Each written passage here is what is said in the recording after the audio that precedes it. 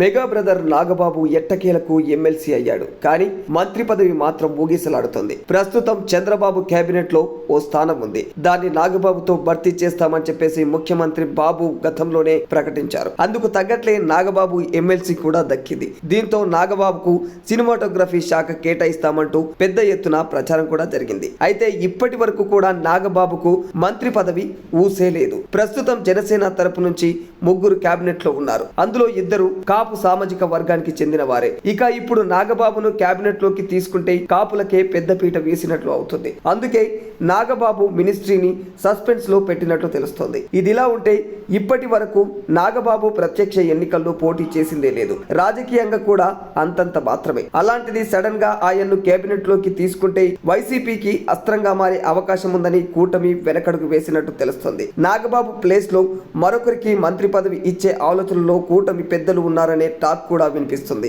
మంత్రి పదవి రాకపోవడంతో నాగబాబు కూడా ఎమ్మెల్సీగా ఎన్నికైనా పెద్దగా యాక్టివ్ గా కనిపించడం లేదు.